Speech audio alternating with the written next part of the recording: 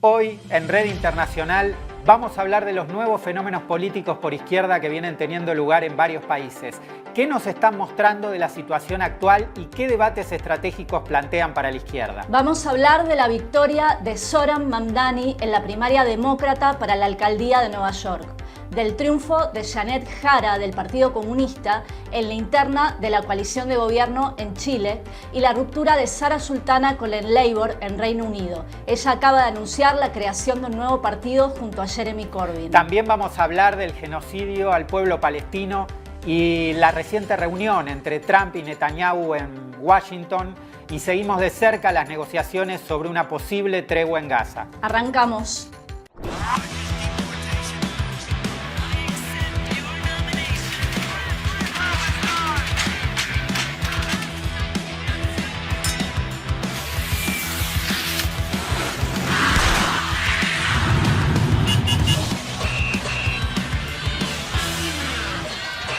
Arrancamos este nuevo programa de Red Internacional, el número 13 ya. Y bueno, como siempre, les pedimos que comenten, que difundan y sobre todo que se suscriban al canal. Es muy importante para que todo este contenido pueda llegar a más personas. Así que bueno, muchas gracias por adelantado. Y ahora sí, empezamos actualizando algunas de las novedades más importantes de los últimos días. El 4 de julio, en medio de las celebraciones por la independencia norteamericana, Trump logró al fin promulgar su mega ley presupuestaria. La ley incluye un fuerte aumento del gasto militar y la financiación para el departamento ICE y sus políticas contra los migrantes. También incluye fuertes recortes en sanidad y en asistencia social, por ejemplo, eliminando todos los cupones de alimentos de los cuales dependen actualmente millones de personas. La ley contiene algunas de las promesas de campaña, como eliminar los impuestos a las propinas de los trabajadores. Pero la realidad es que la clave son las enormes rebajas de impuestos para los más ricos. Con esta ley, Trump se atribuyó un nuevo triunfo, como le gusta, pero la verdad es que la aprobación de la ley abrió muchas contradicciones en el propio gobierno. En primer lugar, en el Senado se aprobó por solo un voto, pero además lo que se está discutiendo es que puede generar un revés electoral en las próximas elecciones de medio término, con el riesgo de que pueda perder la mayoría que tiene actualmente en ambas cámaras.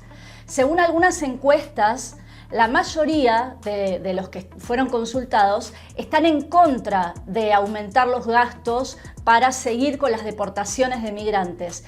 Y hasta un 60% dijo que era inaceptable que la deuda pública, que ya es de 36 billones de dólares, aumente 3 billones más con este plan actual. Bueno, a su vez, la ley profundizó la ruptura que ya se venía viendo con Elon Musk, que finalmente anunció que va a formar un nuevo partido en la derecha en Estados Unidos. Sí, y por otro lado se agrega en el panorama internacional otra vez la guerra arancelaria, ¿no? Recordemos que Trump había lanzado esta guerra desde abril y tuvo que retroceder por la crisis del mercado de bonos de deuda y todas las turbulencias que generó la guerra de tarifas. La nueva fecha límite que había puesto para llegar a los acuerdos con diferentes países era el 9 de julio. Ahora volvió a posponer para el 1 de agosto esto, pero en estos días mandó una serie de cartas a Japón, a Corea del Sur y más de 20 países, donde amenaza con mayores aranceles de no llegar a un acuerdo, e incluso en una de las cartas amenaza a Brasil con aranceles del 50% si no se exonera inmediatamente a Bolsonaro. Bueno, increíble. Increíble, como denuncian nuestros compañeros del MRT en Brasil, es una injerencia imperialista descarada, ¿no? Bueno, de conjunto, si miramos las cartas y los acuerdos que viene firmando Trump, hay un denominador común y es el enfrentamiento con China. La amenaza es que va a haber mayores aranceles para cualquier mercancía que sea transbordada desde terceros países, es decir, léase China, ¿no? Esto es porque, aunque las exportaciones de China a Estados Unidos cayeron, las exportaciones totales de China continuaron creciendo. Es decir, muchos países compraron más a China y vendieron más a Estados Unidos, ¿no? Ahora bien, ¿qué cantidad de componentes locales tiene que tener un producto para ser considerado de fabricación nacional? Bueno, no se sabe bien aún y es difícil de determinar en un mundo donde las cadenas de valor están totalmente integradas internacionalmente, ¿no? Esta es un poco la cuadratura del círculo de la guerra comercial que Trump no termina de resolver y que sigue amenazando con consecuencias profundas sobre la economía mundial. Mientras tanto, Medio Oriente sigue siendo un epicentro de guerras y tensiones a nivel internacional. En el caso de Irán, aunque hubo tregua, está muy lejos de haberse resuelto el conflicto de fondo. Por más que Trump y Netanyahu hablaron, ¿se acuerdan?, de un triunfo espectacular, sus principales objetivos no se consiguieron. El régimen iraní sigue en pie y todo indica que va a continuar con los programas de enriquecimiento de uranio. Además, aunque Israel, por ejemplo, viene iniciando contactos con el nuevo gobierno sirio con la mediación de Estados Unidos, en el Líbano y en Yemen, Netanyahu mantiene operaciones militares activas. Bueno, estos días todas las miradas vuelven a ponerse sobre Gaza y la gran pregunta es si puede haber una tregua en los próximos días. Netanyahu estuvo visitando la Casa Blanca, mientras en Doha, en Qatar, siguen las reuniones con delegaciones de Hamas e Israel. Trump viene presionando por un cese al fuego de 60 días en Gaza. Bueno, una de sus promesas de campaña había sido terminar con las guerras que no fueran lo que decía en beneficio directo de Estados Unidos. Pero la realidad que estamos viendo es que en Medio Oriente más bien se plegó con todo Israel, con una intervención cada vez mayor en la región, donde Netanyahu tiene abiertos, como decíamos, varios frentes de guerra. Ya se van a cumplir 22 meses de genocidio en Gaza, con más de 57.000 palestinos que fueron asesinados. Y en estos días además se conoció un plan de Israel para desplazar directamente a toda la población gazatí y construir una especie de gueto siniestro en Rafah, ¿no? Un plan realmente brutal.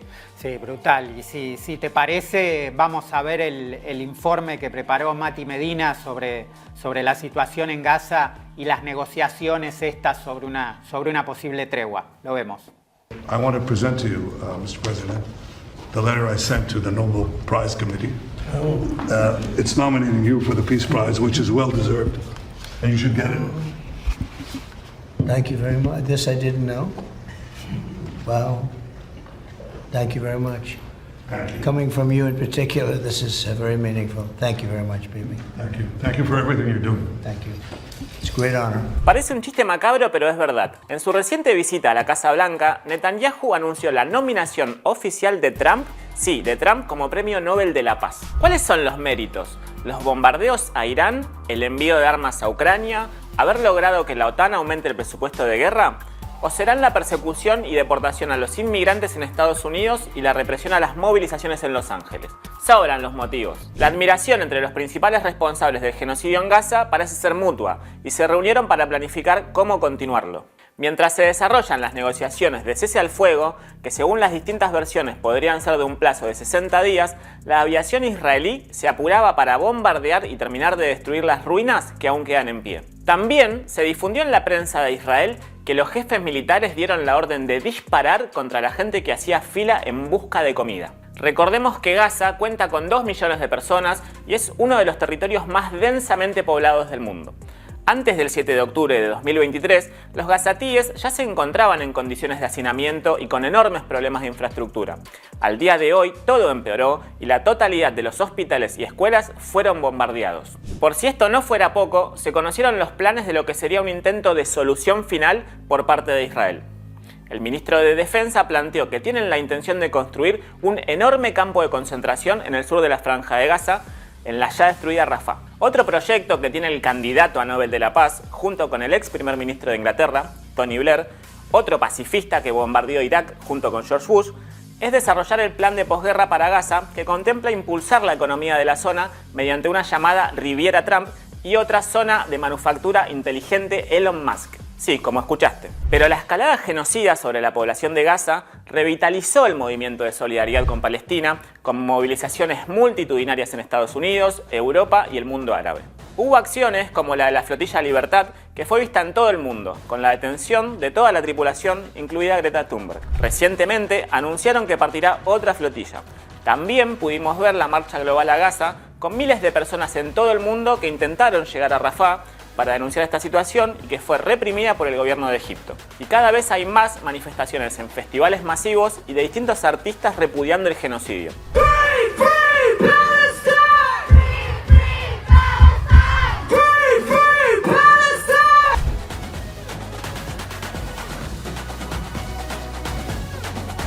Ante los anuncios de solución final por parte de Trump y Netanyahu, tenemos que redoblar los esfuerzos y poner en pie una resistencia masiva en todo el mundo. En el marco de estos planes terribles que comentaba Mati en su informe, bueno, surge la pregunta de si es posible o no una tregua en Gaza. Para esto habría que considerar por lo menos dos planos diferentes. Si hablamos de un cese al fuego o de una tregua de 60 días, se puede decir que esto es posible. Recordemos que cuando Netanyahu firmó la tregua en enero, eso provocó una crisis en la coalición de gobierno con sectores de la ultraderecha que justamente rechazaban la tregua. Bueno, ahora Netanyahu salió de la guerra con Irán con mayor popularidad interna y eso lo podría aprovechar mientras dure para concretar la tregua, teniendo un poco más de margen de maniobra frente a estos sectores críticos. A Netanyahu además le vendría bien la tregua porque la guerra con Irán significó un desgaste militar importante. Incluso en las últimas semanas, en las que redobló la ofensiva genocida, también se conocieron más bajas por parte del ejército de Israel. Aunque una tregua también sería, y este es otro plano, un nuevo reconocimiento de que Netanyahu no logró recuperar ni a los rehenes ni eliminar a Hamas por medios militares. En este plano, el estratégico, es en todo caso donde Netanyahu tiene más problemas. Totalmente.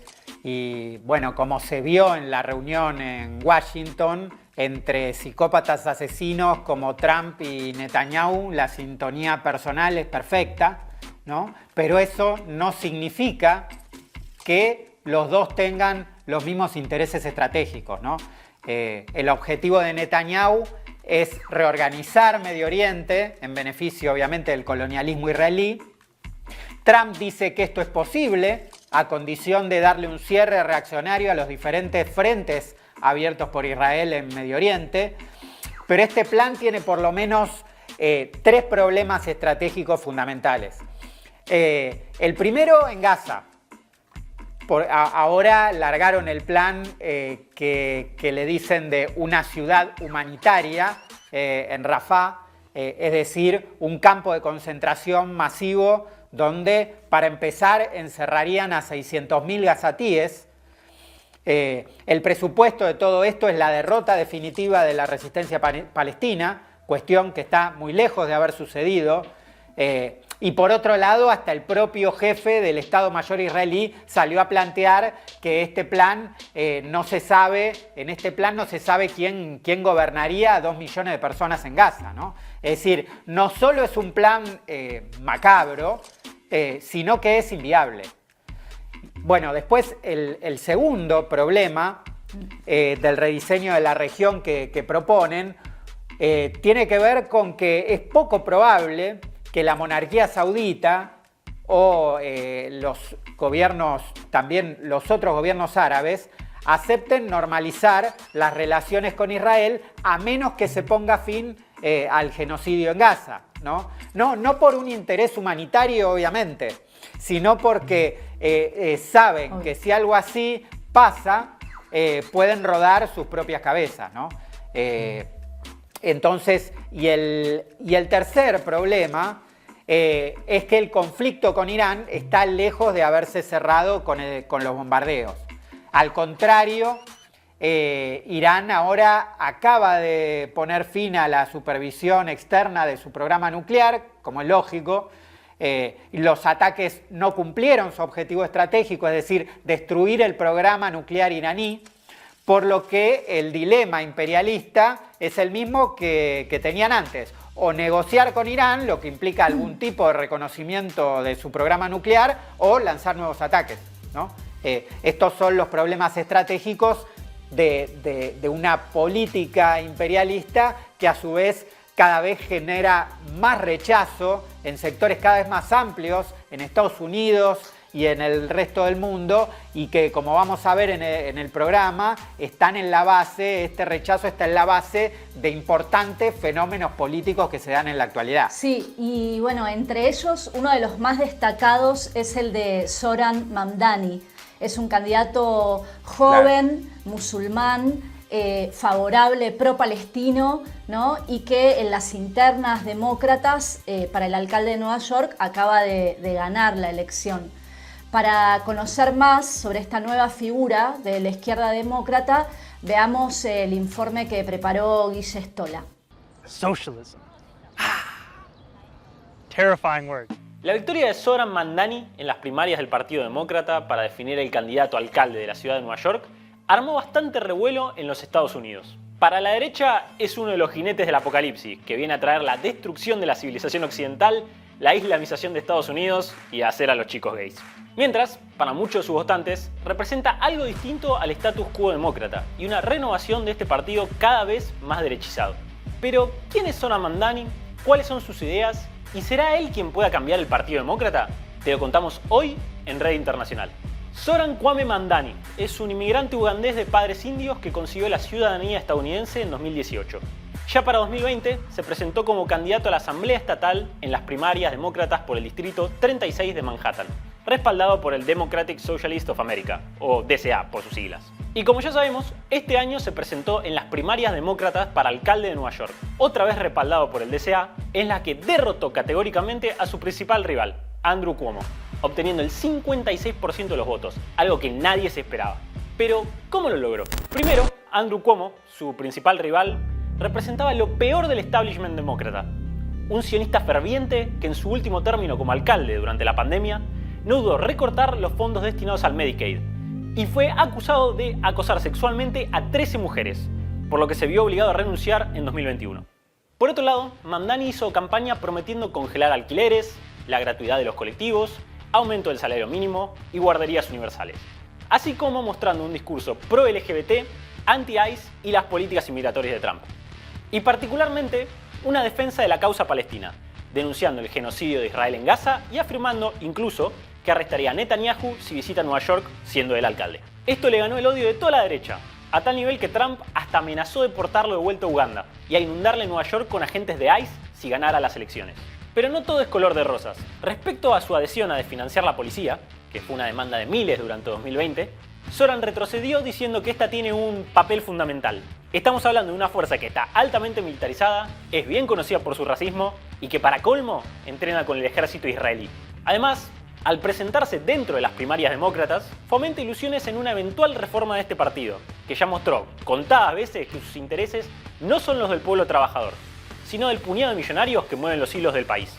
Es más, tanto Bernie Sanders como Alexandra Ocasio-Cortez, supuestas figuras de esa futura renovación, terminan alineándose con Biden primero y Kamala Harris después para enfrentar a Trump. Y ya vimos lo mal que terminó eso. Dicho todo esto, la candidatura de Zohran Mamdani expresa un fenómeno nuevo. Parte de la población decide rechazar al status quo votando a un candidato cuyo programa es abiertamente progresista y pro-palestino. Pero más allá de estas expectativas, Mamdani sigue un camino que ya demostró que tarde o temprano conduce al fracaso. Ahora que sabes todo esto, ¿qué pensás de su candidatura? Déjanos tu comentario. Como comentaba Guille, la victoria de Mamdani en las primarias demócratas para la alcaldía de Nueva York muestra un cambio significativo hacia izquierda entre los votantes de la ciudad. Además, la participación entre los jóvenes fue muy alta, ¿no? Este es otro dato. Y también muestra el abismo que hay entre, por un lado, el establishment demócrata y por otro lado, su electorado, ¿no?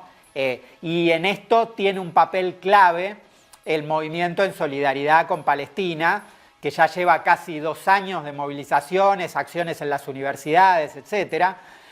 Obviamente no es el único factor, porque hay temas muy sentidos que influyeron en la votación, como el tema de los alquileres, el transporte, que fueron muy importantes, pero sin el amplio movimiento en solidaridad con Palestina, el fenómeno político de Mamdani parece difícil de entender. Bueno, el propio New York Times, que es el diario del establishment demócrata, si los hay, salió a plantear que el Partido Demócrata todavía no tomó nota de esta decisión fundamental entre la élite demócrata y su base en torno a la cuestión palestina, ¿no? Lo que, dicho sea de paso, ya le costó en parte la derrota en las últimas elecciones presidenciales a Kamala Harris. Sí, y bueno, un fenómeno similar también lo estamos viendo en otros países, donde también están surgiendo nuevos fenómenos por izquierda. En Francia, por ejemplo, emergió la figura de Rima Hassan, que es eurodiputada de la Francia Insumisa. Ella es una refugiada de origen palestino en Francia. Estuvo en la Flotilla de la Libertad que viajó a Gaza junto con Greta Thunberg y fue una de las que estuvo detenida varios días en Israel. En Reino Unido, Sara Sultana es una diputada del laborismo, también de 32 años, musulmana, hija de pakistaníes, y hace unos días anunció que rompía con el Labour y que se iba a dedicar a crear un nuevo partido independiente del Labour junto a Jeremy Corbyn. Recordemos que Corbyn fue líder del laborismo entre el 2015 y el 2019 y en el 2020 lo expulsaron con acusaciones de antisemitismo por ser uno de los que apoyaba la causa palestina.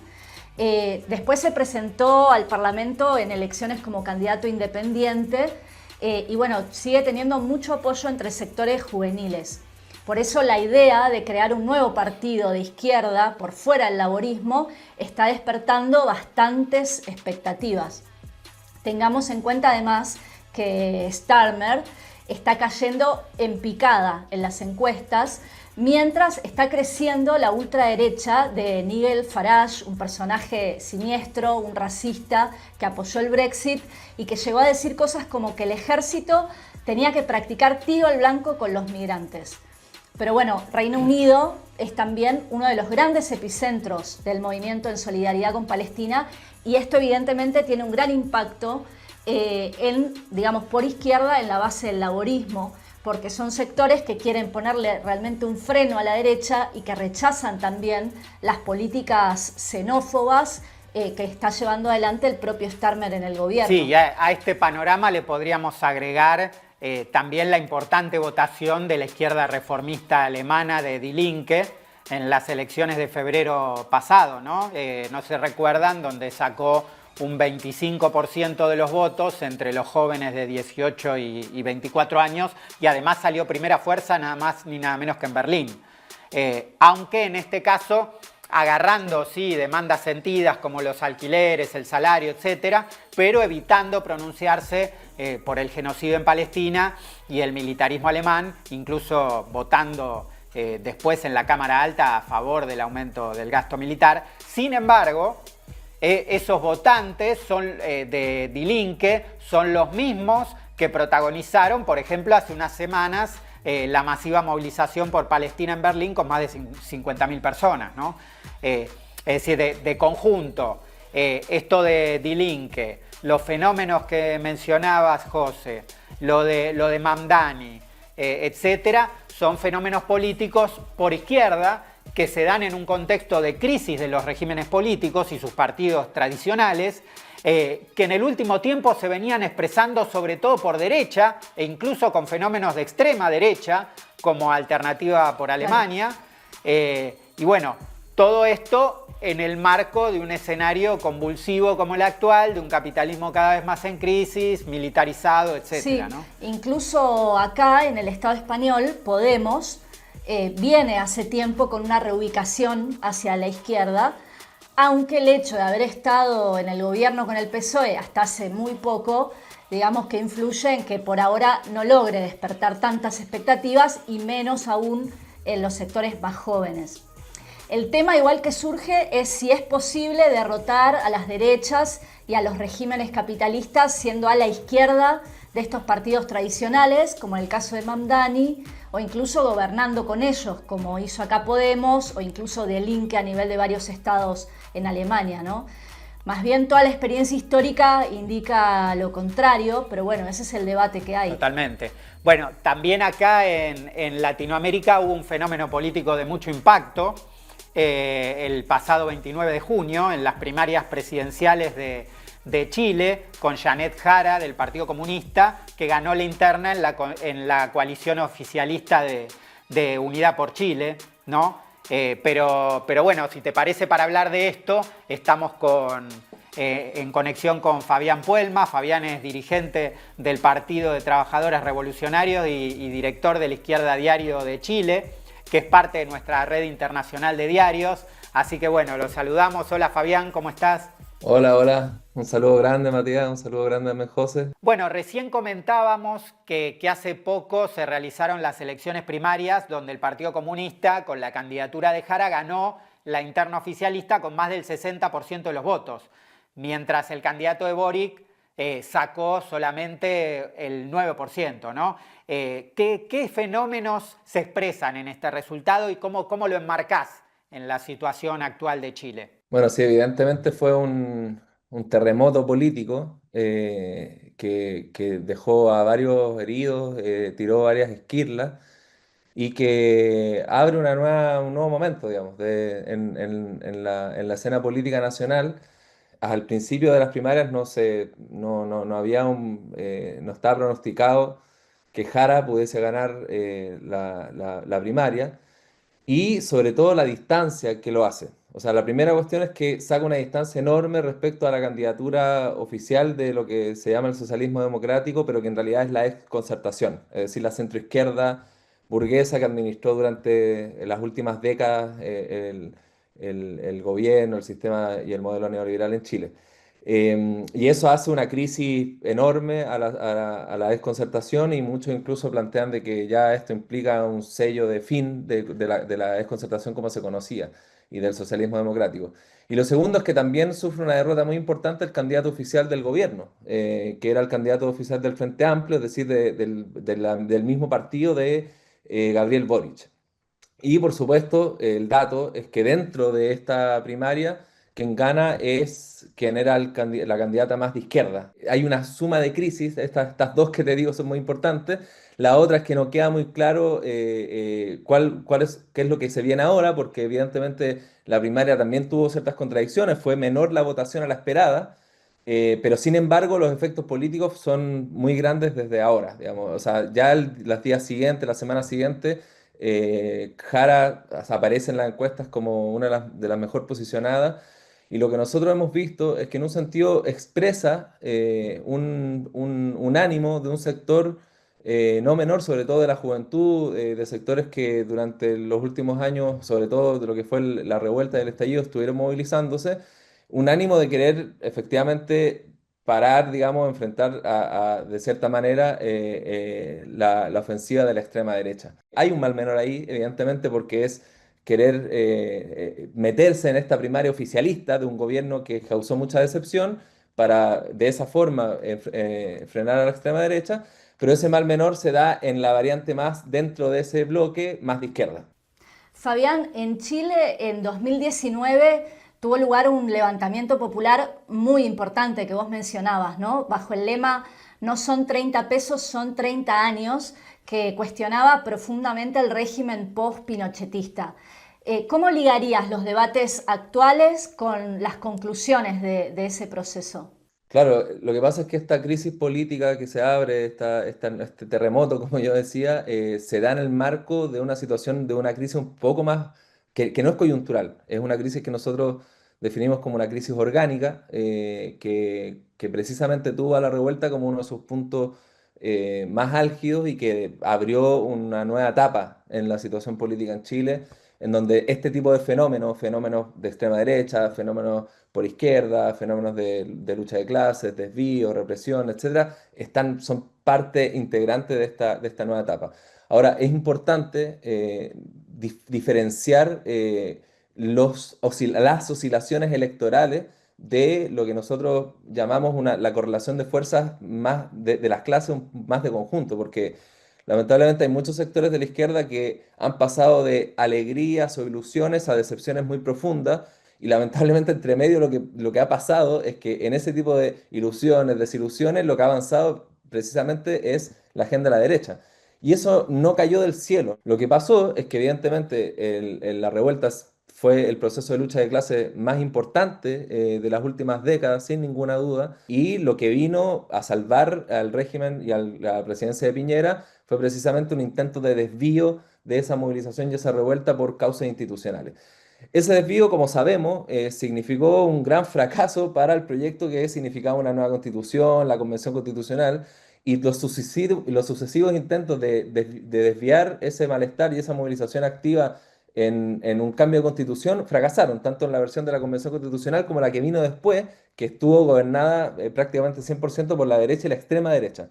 Entonces, desde ese punto de vista, la crisis se mantiene abierta, pero el desvío y la pasivización que vino por el primer proceso constituyente y también el gobierno de Boric implicaron un avance de la derecha. No fue en vano esa pasivización, no fue en vano tampoco que el gobierno entrara con un programa que se llamaba de grandes transformaciones, pero que terminara finalmente dando algunas pequeñas concesiones y solo las que se pudo negociar con la derecha, pero no solo eso, sino que también implementó una serie de puntos de la agenda que eran ampliamente y largamente anhelados por el gran empresariado en Chile. O sea, para mencionarle algunos, hay una demanda histórica de militarización del territorio mapuche que quien la llevó y quien la mantuvo hasta el día de hoy ha sido el gobierno de Boric. Había también una demanda hace mucho tiempo de fortalecer el sistema de pensiones privado que está en crisis hace mucho tiempo y precisamente la función que cumplió la reforma previsional impulsada por este gobierno y de hecho encabezada por Janet Jara, que hoy día es la candidata oficial del gobierno y de toda su coalición, es la que selló finalmente la estabilidad de ese sistema y validó un modelo que fue totalmente impulsado desde la dictadura y que se basa en la privatización y las pensiones y la administración privada de los salarios de la clase trabajadora en Chile. Entonces, pueden haber resultados electorales que impliquen una polarización, porque lo que se viene ahora es una polarización probablemente que se va a abrir entre la candidatura de Jara y la candidatura de Kast y el resto de las candidaturas de derecha, pero es importante ver de que la correlación de fuerzas todavía ha habido un avance importante a la derecha y por lo tanto eso plantea una serie de desafíos de, uno, ¿qué izquierda construir efectivamente? Y dos, ¿qué tipo de peleas, organización y movilización hacer para efectivamente hacer retroceder a la derecha y lograr, digamos, recuperar la iniciativa y, en última instancia, obviamente, conquistar todas las demandas que no han sido resueltas hasta el día de hoy? Es muy importante, sí, tener en cuenta estos elementos que señalabas para pensar el debate actual, ¿no? Y en ese sentido, volviendo a la situación actual, además, bueno, ustedes van a presentar candidaturas legislativas en las próximas elecciones de noviembre. Te quería preguntar cuáles son las peleas que ven ustedes como PTR que están planteadas hoy en Chile. Mira, en el marco precisamente de esta crisis orgánica, de este empantanamiento todavía que hay, de cuál es la solución a esta crisis, que todavía no está para nada clara, en el marco de esta polarización, es que a nosotros nos parece muy importante al menos dos cuestiones.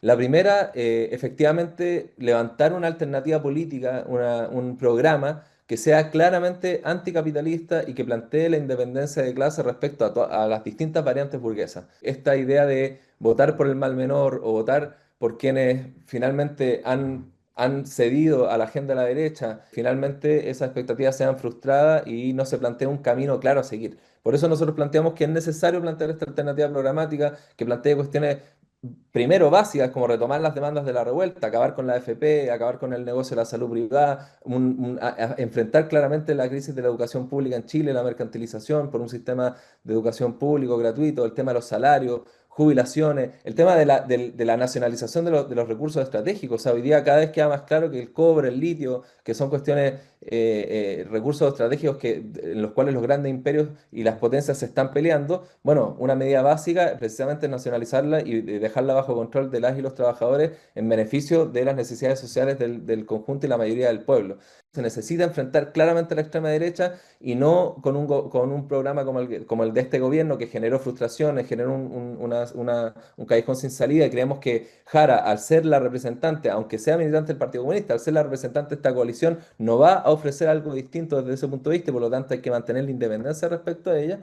Y al mismo tiempo, como segunda cuestión muy importante, porque no basta solamente con plantear este programa, y es la coordinación y la autoorganización para luchar por causas, partiendo por causas básicas democráticas, como por ejemplo es el fin de la militarización en la Araucanía, que por ejemplo, entre otras cosas, ha causado la desaparición de Julia Chuñil, que es una comunera mapuche, también defensora medioambiental, que hasta el día de hoy está desaparecida, y hay una gran campaña por exigir verdad, justicia respecto a este caso, y también otros aspectos clave que hay que unir, como es el movimiento en contra del genocidio en Palestina, que en Chile es particularmente fuerte. Nos parece que allá hay una potencia, sobre todo en la juventud, que si se despliega y se une con el resto de las causas y con las necesidades sociales de la clase trabajadora, puede ser un movimiento muy potente que logre efectivamente enfrentar a la extrema derecha, y que obviamente desde nuestra perspectiva eso tiene que servir para fortalecer la organización, la movilización, la unidad, la coordinación, para que sea la clase trabajadora y el pueblo quien puedan imponer su agenda y conquistar, digamos, un programa que apunte en última instancia a la conquista de un gobierno de las y los trabajadores, como es nuestra perspectiva estratégica. Muchas gracias, Fabián, por la entrevista. Vamos a seguir hablando seguramente muy pronto. Bueno, hasta la próxima. Bueno, Fabi, muchas gracias y bueno, lo mismo que decía José, espero que te tengamos pronto de vuelta en el programa, y abrazo para vos y todos los compañeros y compañeras allá. No, muchas gracias a la invitación. Saludos, Mati, saludos, José, y obviamente a todo el equipo del programa, que acá realmente lo vemos mucho porque creemos que el internacionalismo en este momento es más importante que nunca. Así que realmente felicitaciones por el programa y gracias por la invitación. Chau, chau. Este 5 de julio se cumplieron 10 años del referéndum en Grecia contra el memorándum de la Troika, que estaba formada por la Comisión Europea, el Fondo Monetario y el Banco Mundial. Bueno, seguramente los más jóvenes no sepan de lo que estamos hablando, seguramente, pero lo vamos a contar porque es muy importante. En 2015 había llegado al gobierno de Grecia Syriza, un partido de la izquierda reformista que había despertado muchísimas ilusiones. En ese momento, en medio de una crisis muy grande, los bancos, los mercados, los gobiernos europeos, bueno, todos amenazaban a Grecia y le decían: o aceptan nuestros planes o viene el caos. Y aún así, en medio de este clima que era de un enorme chantaje, un 61% de la población votó en contra de aceptar las condiciones de la Troika. Bueno, el tema es que inmediatamente después Syriza desconoció esa votación mayoritaria y capituló por completo. Terminó aceptando que para pagar la deuda había que hacer recortes, ajustes, privatizaciones, una entrega absoluta. Bueno, traigo este ejemplo porque es clave también para pensar ahora. Hace unos días Pablo Iglesias en Canal Red justamente lo recordaba, diciendo que fue una decisión, la de Syriza, que cambió el rumbo de la última década, abriendo paso al ascenso de las extremas derechas. Bueno, en un sentido es cierto. Ahora, lo que no dijo es que él mismo, en aquel momento, había defendido que Syriza no podía hacer otra cosa, es decir, que no se podía enfrentar a la Troika. Así es. Unos años después Podemos terminó entrando al gobierno. Con el PSOE lo que siguió fue otra enorme frustración para todos los que pensaban que era posible algún tipo de cambio del régimen monárquico desde adentro. Lo que terminó aportando Podemos fue en realidad salvar a un régimen que estaba en profunda crisis, dándole una pátina de izquierda, mientras el gobierno del que formaba parte siguió con las matanzas en la frontera, reprimiendo las luchas sociales y siendo parte de una organización como la OTAN. Creo que una gran lección es que los poderes reales, ¿no?, del capitalismo, como la banca, las multinacionales, los organismos financieros, las instituciones como la justicia, la policía, no se dejan domesticar con medidas cosméticas. y en momentos de mayor crisis van por todo. Por eso no hay manera de gestionar el capitalismo de forma más humana o más decente, como proponen viejas y nuevas izquierdas reformistas. Hoy, la radicalidad de las derechas, la guerra, la brutalidad del genocidio en Palestina están cambiando la manera de pensar de miles y miles en todo el mundo, que empiezan a buscar también una alternativa por izquierda, que les cae bien, digamos, las denuncias a los ricos o les resultan atractivas medidas como transporte gratuito para todos, como lo que plantea Mamdani en Nueva York. El tema es que para eso hay que desarrollar la movilización en las calles de forma independiente. Y por eso también hay que construir una izquierda anticapitalista y socialista. Bueno, es importante traer a la discusión lo que fueron estas experiencias que mencionabas. A diferencia, digamos, de los fenómenos políticos hacia izquierda anteriores, ¿no? Los actuales no se dan solamente en un contexto de mucha mayor desigualdad social, sino también en un escenario marcado por la guerra, por el militarismo, el genocidio en Gaza. Y bueno, en este sentido podríamos decir que los fundamentos de los fenómenos políticos actuales son más profundos, ¿no? Pero el problema vuelve a ser cómo evitar que sean reabsorbidos por el ecosistema de estos regímenes políticos en crisis y terminen cayendo otra vez en la impotencia, ¿no? Lo que se vino demostrando, digamos, que de hecho termina fortaleciendo a la derecha. Y para retomar el ejemplo de Mamdani, ¿no? Nueva York es una ciudad abrumadoramente demócrata, es decir, que la victoria de Mamdani en la primaria lo deja con altas probabilidades de ser alcalde. Ahora bien, una cosa es decir en una campaña electoral que vas a congelar los alquileres, que vas a subirle los impuestos a los ricos, pero otra cosa es hacerlo, ¿no? Y bueno, y frente a esto hay dos opciones. La primera es gestionar una parte del Estado con un discurso progre, digamos, lo que en el caso de Nueva York implicaría estar a la cabeza de una estructura burocrática enorme con un presupuesto de 110.000 millones de dólares, que tiene la fuerza policial más grande del país, etcétera, ¿no? Es decir, hacer algo en el sentido de las experiencias fracasadas que comentabas vos, José, de Podemos, Syriza, bueno, incluso lo de Boric en Chile, ¿no? Solo que en este caso es la gestión de una parte del mismo Estado imperialista que codirige el genocidio en Gaza. Bueno, esta es una opción. La otra, la segunda alternativa, es avanzar en las medidas que apoyaron los votantes de Mamdani, para lo cual tenés que enfrentar a los poderes fácticos que controlan una ciudad que es nada más ni nada menos que la capital de las finanzas mundiales, ¿no?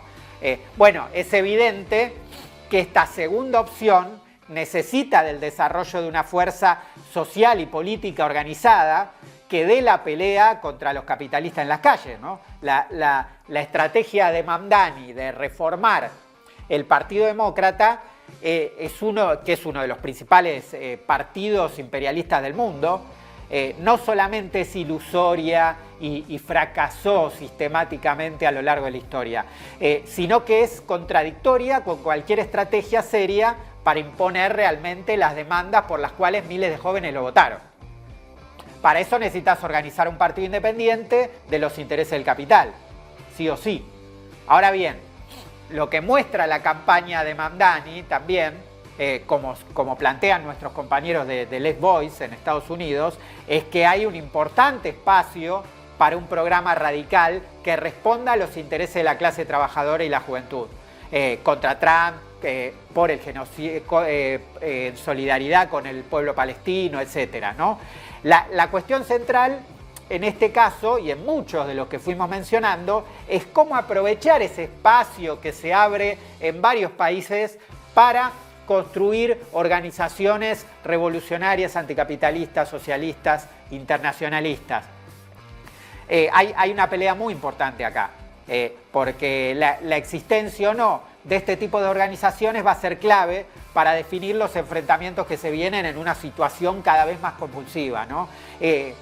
Bueno, esta creo que es la reflexión de fondo que nos plantean estos fenómenos y que, bueno, tenemos que profundizar. Sí, totalmente. Y bueno, por hoy llegamos ya al final del programa, así que invitamos a todos y todas los que nos ven a que puedan seguir estos debates en la Red Internacional de Izquierda Diario, con lo que vienen escribiendo los compañeros Left Voice, los compañeros de Chile y de distintos países. Les volvemos a pedir que den like, que compartan y que comenten. Y bueno, nada, nos vemos la próxima. Hasta la próxima.